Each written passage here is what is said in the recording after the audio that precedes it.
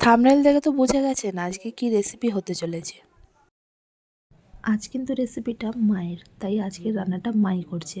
Because আমার ভাইয়ের birthday, আর ভাই চিকেন বিরিয়ানি খেতে খুব ভালোবাসে। তাই চলুন আপনাদের সাথেও শেয়ার করলাম চিকেন বিরিয়ানিটা মা কীভাবে বানালো। প্রথমে চিকেনের মধ্যে মা একটু ভিনেগার, নুন, আদা বাটা, রসুন বাটা, পেঁয়াজ বাটা, কাঁচা লঙ্কা, মরিচ বাটা, দই, তেল সব কিছু দিয়ে ভালো করে চিকেনটাকে ম্যারিনেট করতে হবে।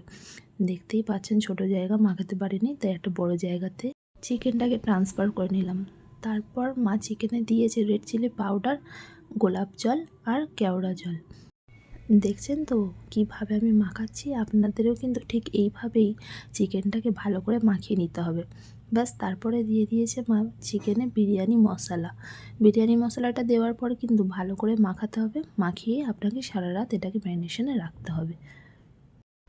সকালবেলা উঠে দেখি আমার মায়ের কিন্তু চিকেনগুলো ভাজা হয়ে গেছে, বিরিয়ানির আলুও ভাজা হয়ে গেছে, তার সাথে এই যে গ্রেভিটা ছিল সেটাও প্রায়ই হয়ে এসেছে।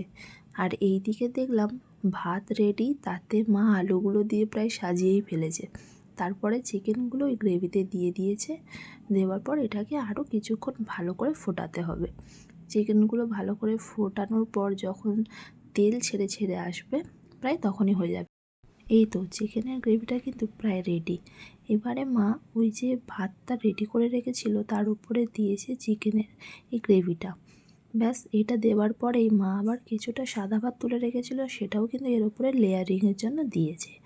তার উপরে কিন্তু মা দিয়েছে চিকেন বিরিয়ানির মশলা, তার উপর দিয়ে দেবে সবথেকে শেষে কেসার দেওয়া রাইস। ব্যাস এটা দেওয়া হয়ে গেলে এর উপরে দিয়ে দিতে হবে বেরেস্তা।